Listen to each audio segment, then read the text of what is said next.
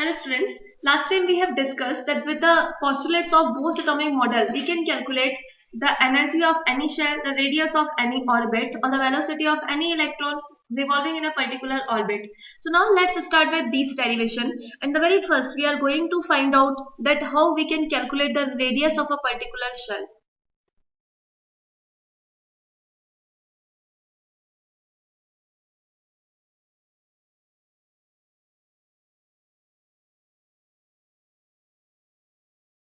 Now, out of the postulates of Bose atomic model, we are to include one more.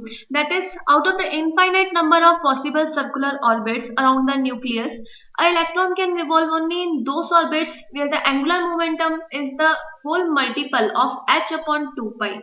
Now, to indicate the angular momentum of an electron related to a particular orbit, we can use mvr, and since it should be a whole multiple of h upon 2 pi, so here we can write that is mvr should be equals to nh upon 2 pi, where m is the mass of electron, velocity is the velocity of that electron, r indicates the radius of that particular orbit. Here n is a whole number value that may be 1, 2 or 3 according to the orbit.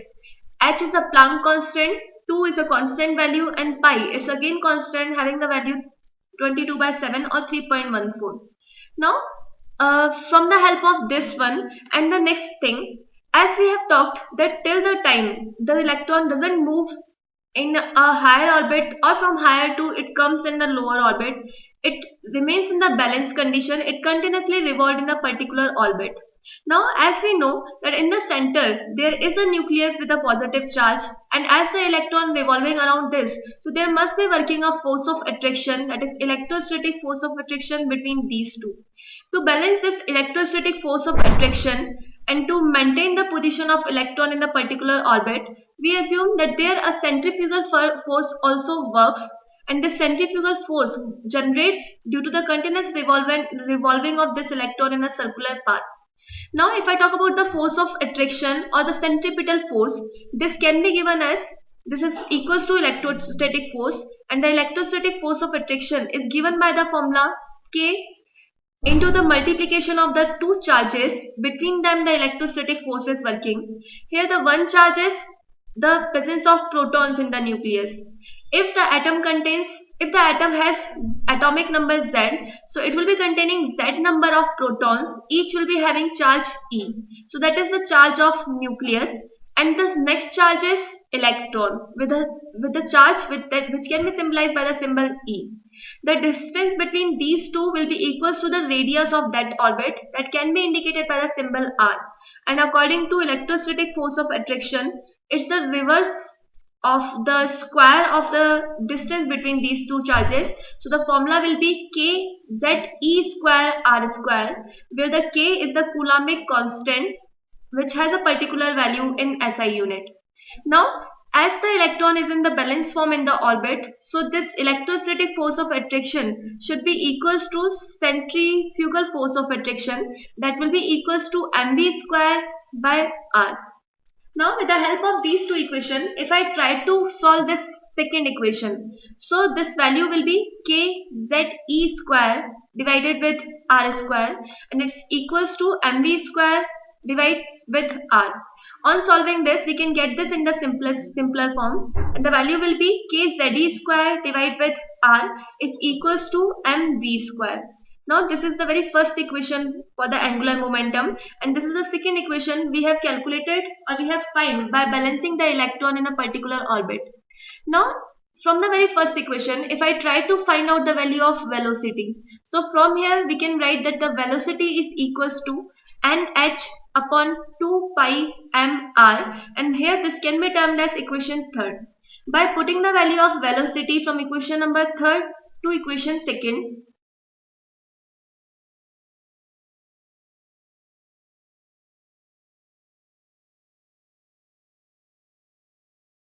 here, by putting the value of this velocity, we will be getting the equation number second in the form, it's kze square divided with r, that is the radius of that orbit, is equals to m into my v square, and the value of v is here, it is nh upon 2 pi mr.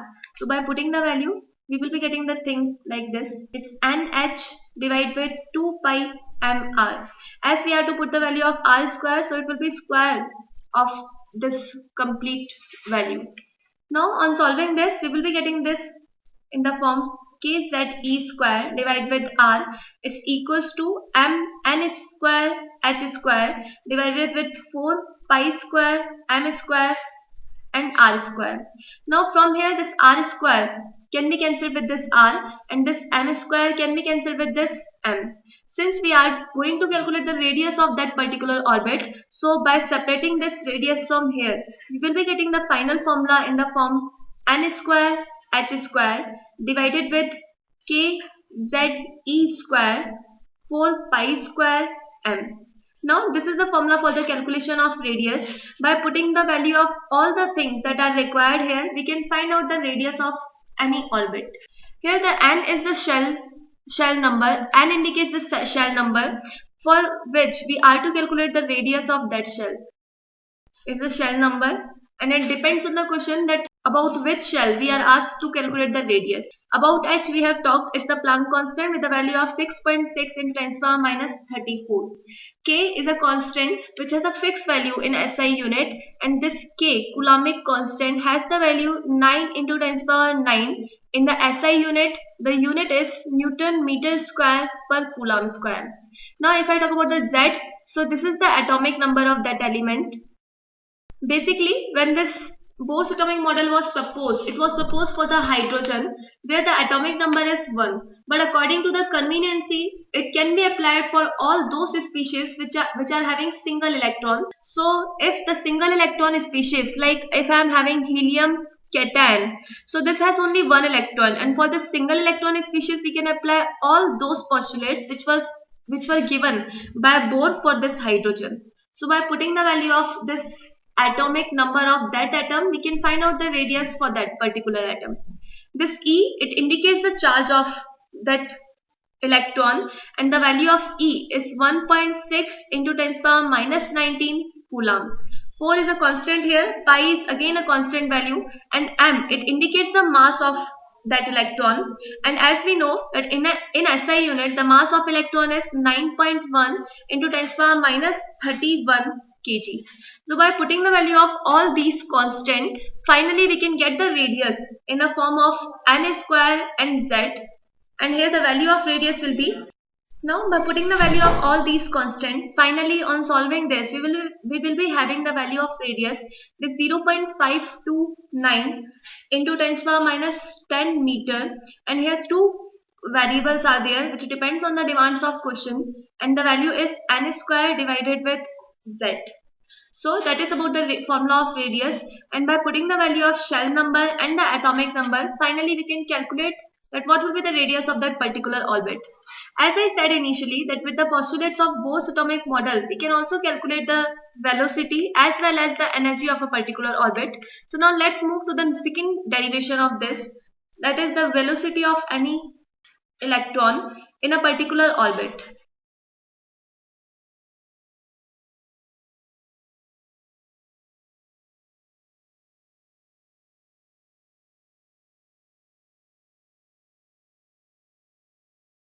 Now, as we know that from the balance form of this, from the balance condition of this electron, there should be this centrifugal force mv square by r. It should be equals to the centripetal force, that is the electrostatic force of attraction.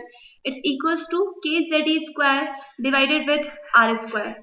In the CGS unit, this k has the value 1. So if I talk about the CGS unit, the value will be mv square divided with r. It should be equals to ze square divided with r square. Now this is I am going to mark as the equation number first.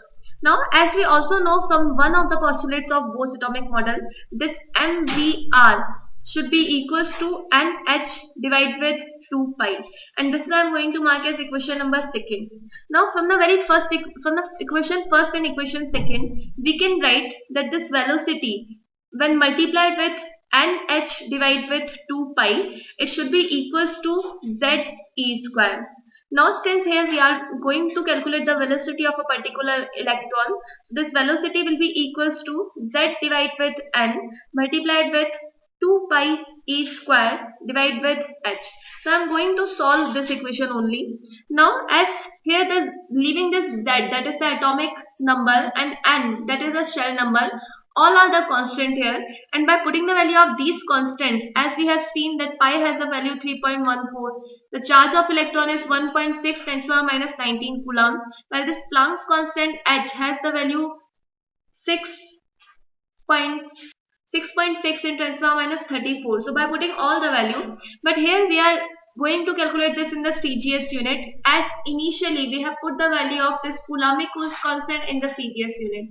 So here I am going to put the value of this charge of electron in the CGS unit, and the charge of electron in CGS unit, this is equals to 4.8 into 10 to the power minus 10.